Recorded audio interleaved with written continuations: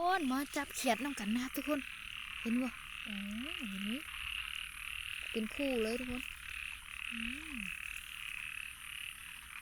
2 ตัวทีเดียวดูดิทุกคนตัวนี้เอาจับก็ได้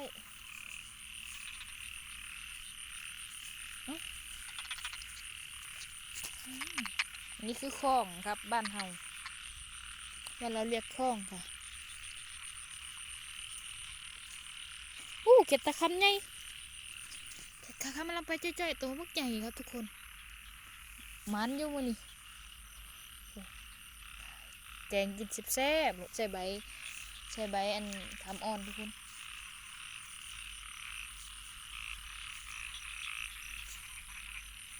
ลายเขียนน่ะเสียงห้องวุ่นๆเลย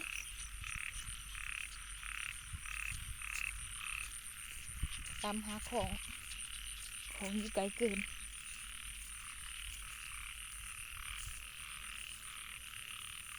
ลายปะเขียนเลยจับเอาไว้นะ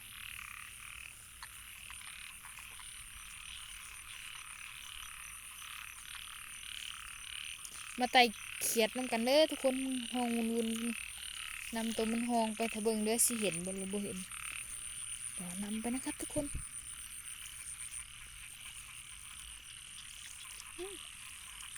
ลูกกบน้อย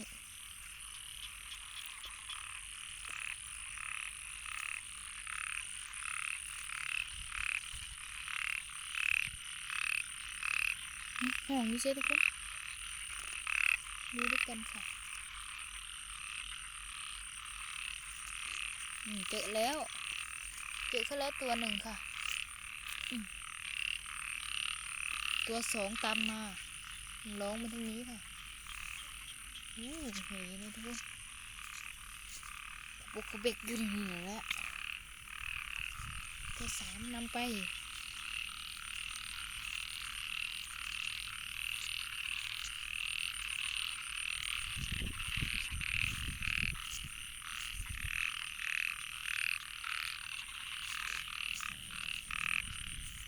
เข็ดโม่ก็มีนะเข็ดโม่เป็นผามันเข็ดน้อย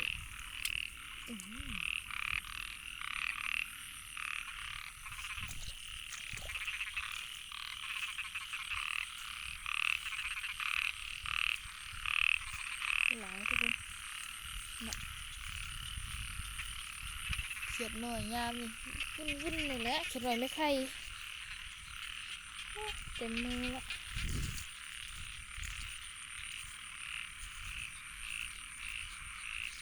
คนกันทางนั้นทุกคนมา2 คนเอามาเลย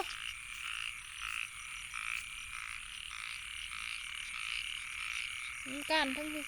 ห้องวุ่นนี่สิ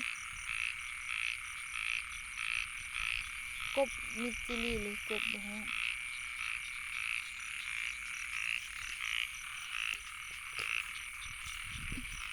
ในทุกที่เธอหาเหรอทุกคน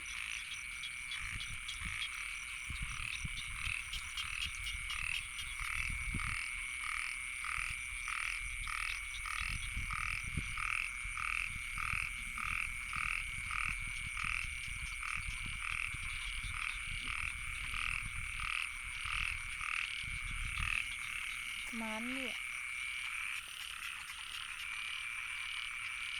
จับเอาหากินแบบนี้แหละทุกคนน้องเอียงไม่ได้มาไต่เขียดแต่ละมือไต่เขียดมีกิโลก็เอาได้2 ตัวมันยังบุกโคมกันเลยกันบุคักกันได้น้องติฮะโคมกันบอกมาดูขู่นี้ค่ะเขียดขาค้ำใช่ปะแม่ไหนเขียดขาค้ำมาขู่กันไว้นั่นตัวเนี่ย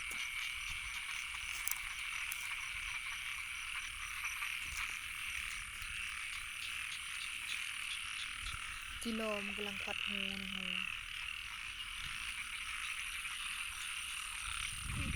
เลื่อนนี่เลย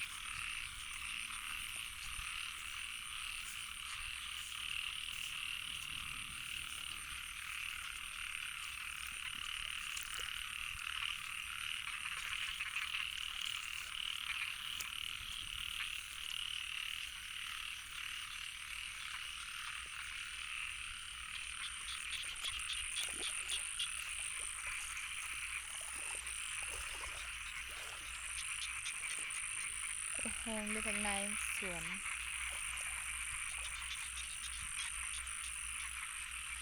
คันซ้ำว่ามีกิโลทุกคนกิโลก็มีทุกคนกลางคืนน่ะเยอะแยะมีอาหารกันกิน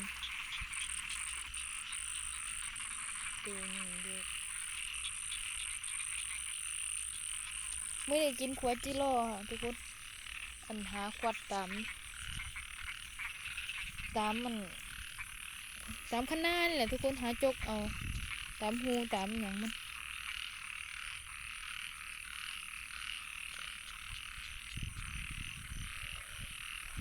ตากบตาเขียดนะหลายเขียดนะหาบุมีเนี่ยจับใส่กิโลเขียดน้อยอีทุกคนดูดิให้หน้ากัน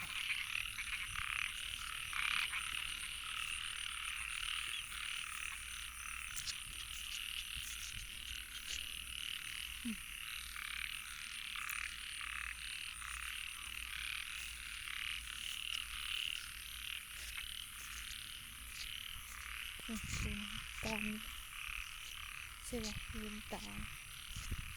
เขียด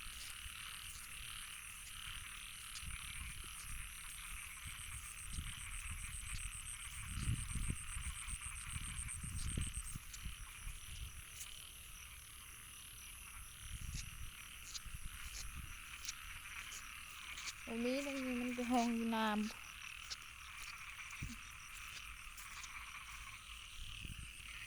น่ะหางนกเลย3 ไข่บ่เอามันปล่อยมันอยู่นี่มันเจ็ดเต้นสักละแล้วยังก็อันนี้กินบ่แม่น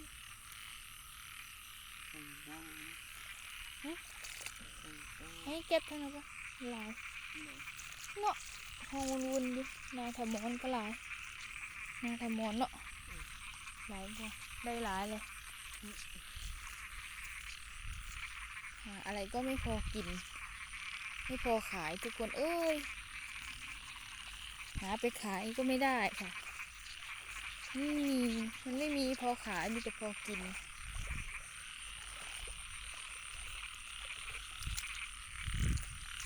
นานคือกลางเว้นก็ไม่ได้อยู่ค่ะกลางคืนก็ไปเลาะอย่างนี้แหละค่ะทุกคนถ้าบ่หาก็บ่ได้กิน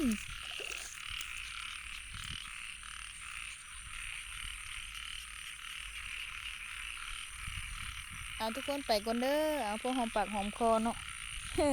เป็นดุนมาเท่านึงเด้พาFCมาเบิ่งบรรยากาศกลางคืนนี่จับเครียด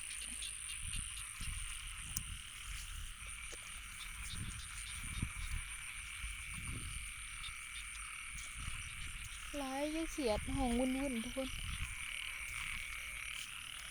ขอบใจหลายๆเด้อทุกกำลังใจที่มาคอมเมนต์แล้วก็มาส่งกำลังใจให้หนูเอียงเนาะบ๊ายบายทุกคน